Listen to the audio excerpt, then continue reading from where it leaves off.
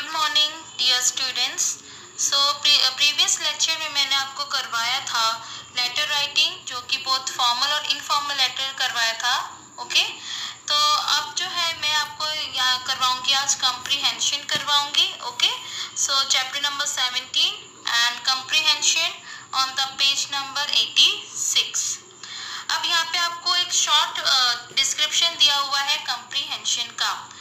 जैसे the main object of comprehension is to test a student's ability to grasp the meaning of a given passage accurately and also his ability to answer the questions based on the passage in a correct, clear and coherent manner. Now इसका मतलब क्या है कि basically जैसे आपको पता है जो कंप्रीहेंशन होता है, यानी कि उसको हम अनसीन पैसेज भी कहा जाता है।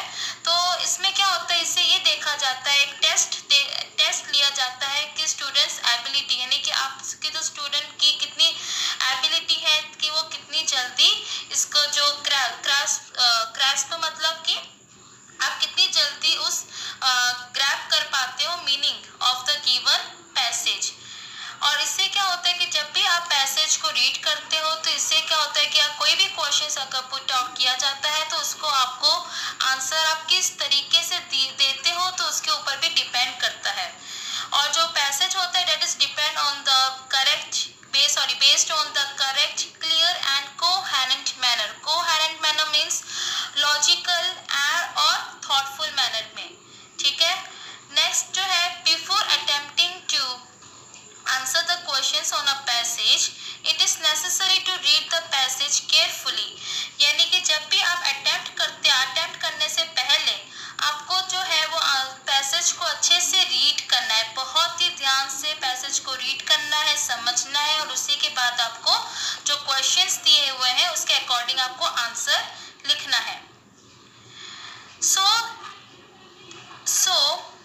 that a general idea of the subject the passage dealt with becomes clear, ताकि आपका जो आइडिया है पैसेज का वो आपका क्लियर हो सके और पैसेज में क्या बोला जा रहा है, जो आपको मीनिंग दिया जा रहा है, जो नॉलेज दी जा रही है वो आपको अच्छे से समझ में आ रही है, मतलब आ रही हो।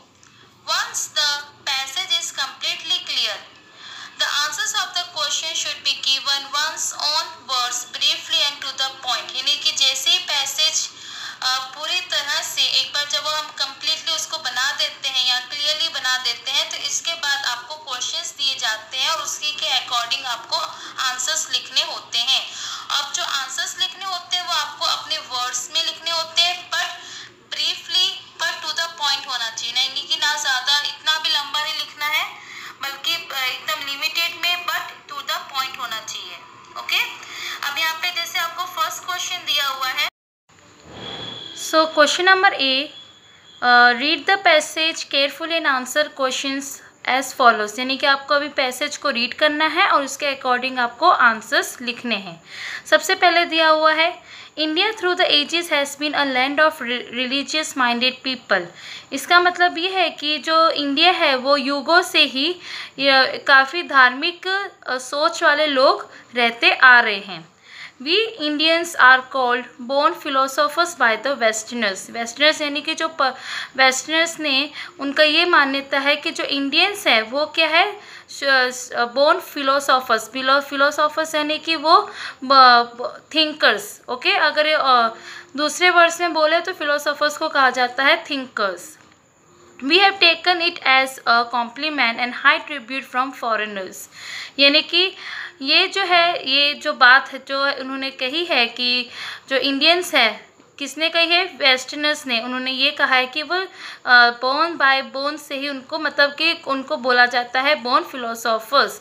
तो ये कॉम्प्लीमेंट जो है, उन्होंने ये कॉम्प्लीमेंट लिया गया है और and high tribute from foreigners, यानी कि और ट्रिब्यूट दिया गया है by the foreigners. So we have miss the taunt implied in the apparent praise. इसका मतलब ये है कि मतलब कि जो टॉन्ट जो है, यानी कि जो इम्प्लाइड मतलब कि नॉट डायरेक्टली बट उनके द्वारा जो प्रशंसा है उसको हमने जो टॉन्ट जो है उसको हम मिस कर रहे हैं, मतलब कि उसको जो प्रशंसा होती है उसे हमने मतलब कि अपेरेंट यानी कि मतलब कि जिनके द्वारा अपेरेंट प्रशंसा जो होती है मतलब कि वो इम्प्लाई मतलब कि जो हमें डायरेक्टली नहीं बट हमें इनडायरेक्टली मिलती आ रही है। It has made us idle and self satisfied, यानी कि हम इंडियंस की थिंकिंग क्या हो गई है कि जो वेस्टर्नर्स है वो इतने ज़्यादा डेवलप हो चुके हैं, इतने ज़्यादा उनमें टेक्नोलॉजीज आ चुकी है कि जिस वजह से हम जो इंडियंस है वो काफ़ी ज़्यादा आइडल और सेल्फ सेटिस्फाइड हो चुके हैं। आइडल मतलब लेज़ी। तो इसलिए ये हाई टाइम है that we realise how the waste have found in its economic salvation through industry, hard working and scientific planning.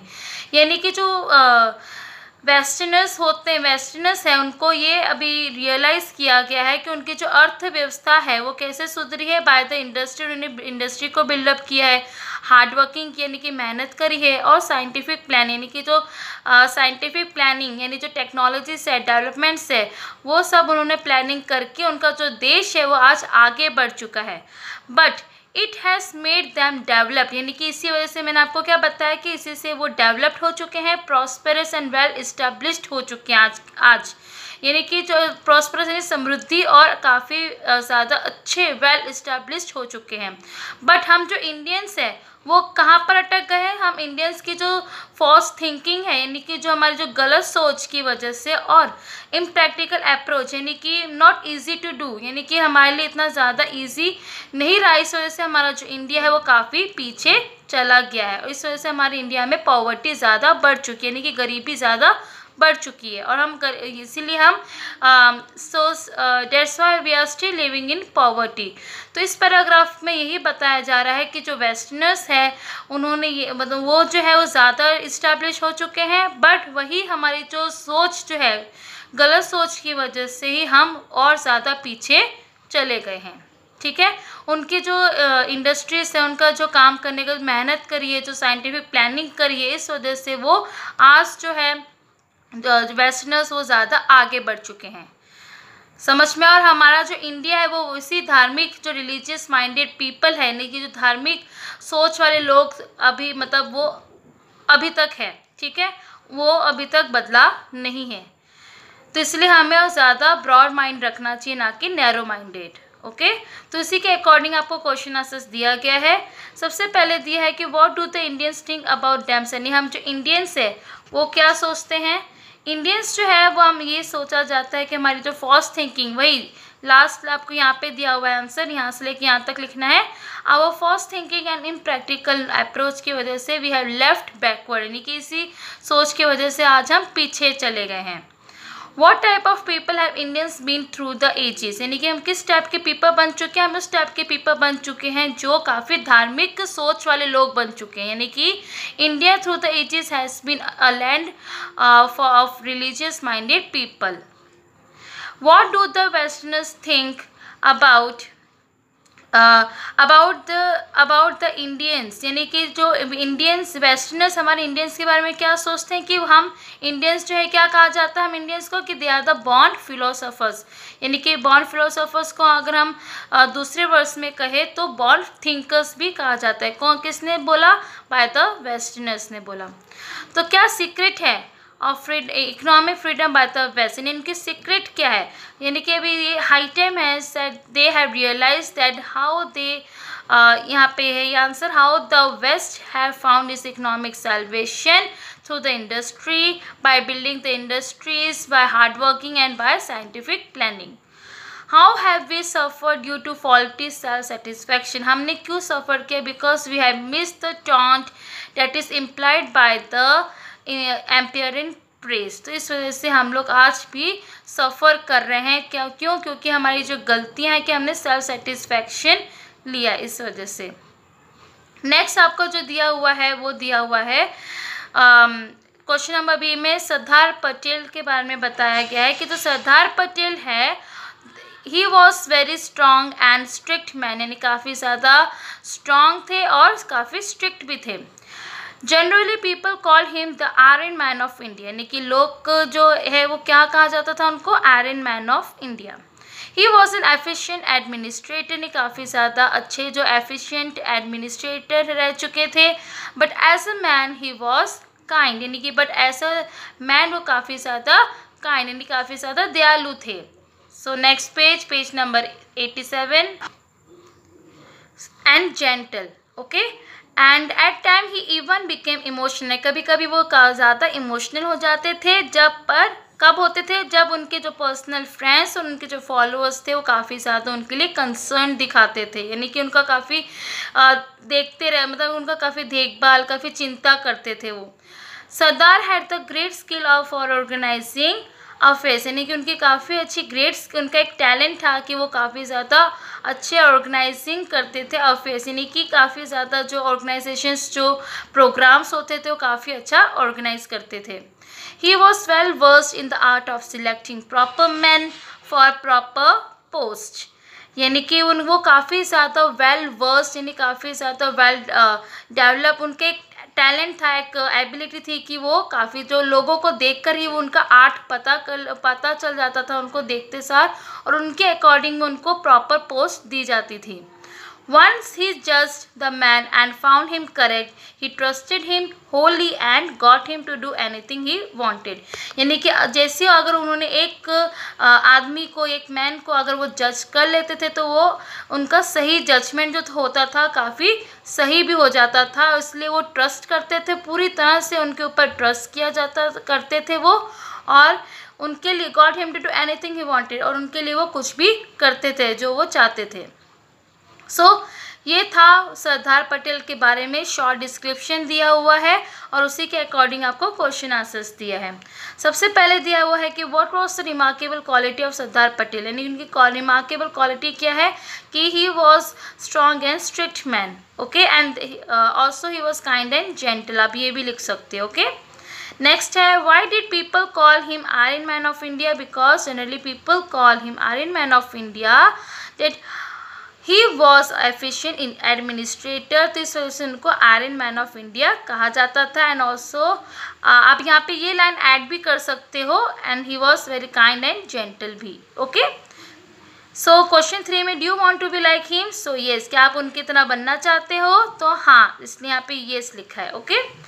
Question number 4, when did he become emotional, यानी वो इमोशनल कब हो जाते थे, जब यहाँ पे दिया हुआ है आंसर आपको, he became emotional when his personal friends and followers were concerned, okay, तो ये जो है आपका आंसर नंबर 4 है। Next, what was the contribution of Sardar Patel for the welfare of the Indian citizens, यानी कि उनका कंट्रीब्यूशन क्या रहा है ताकि वो इंडियन सिटीजन्स के बारे में उन्होंने क्या क्या किया है, तो सरदार हैड द ग्रेट स्किल, यानी कि ये जो आंसर वो यहाँ पे आपको दिया हुआ है कि Sardar had the great skill for organising affairs and he was well versed in the art of selecting proper man for proper post, तो ये जो था आपका आंसर नंबर 5 था, ओके। सो नेक्स्ट जो है, नेक्स्ट इज आपका क्वेश्चन नंबर सी है, okay. Next is question number C जो आपको दिया हुआ है, Dams not only save the water of our rivers for irrigation but they do other things as well. अब जो डैम्स आप देखते होंगे कि यहाँ पे हमारे जो डैम्स जो होते हैं वो क्या करते हैं, सिर्फ वो पानी सेव नहीं करते हम जो नदी है फॉर इरिगेशन के लिए, but they also do other things, यानी कि वो दूसरा काम भी करते हैं। क्या काम करते हैं? दे control floods in the reverse, यानी कि जब वो फ्लड आता है तो वो कंट्रोल करते हैं, यानी कि जो रिवर्स में जो फ्लड आता है उसे वो कंट्रोल करते हैं। When there are floods, the gates of the dams are opened and the water flows down the river, यानी कि जब फ्लड होता है तो वो क्या करते हैं, डैम्स के जो गेट होते हैं उसे खोल दिया जाता है ताकि पानी जो है वो आगे नदियों में फ्लो कर सके। इनटू द कैनल्स, कहाँ जा सके? इनटू द कैनल्स में जा सके। The water does not overflow the banks, यानी कि इससे क्या होता है कि जो पानी होता है वो जो ओवरफ्लो नहीं हो पाता है, ठीक है।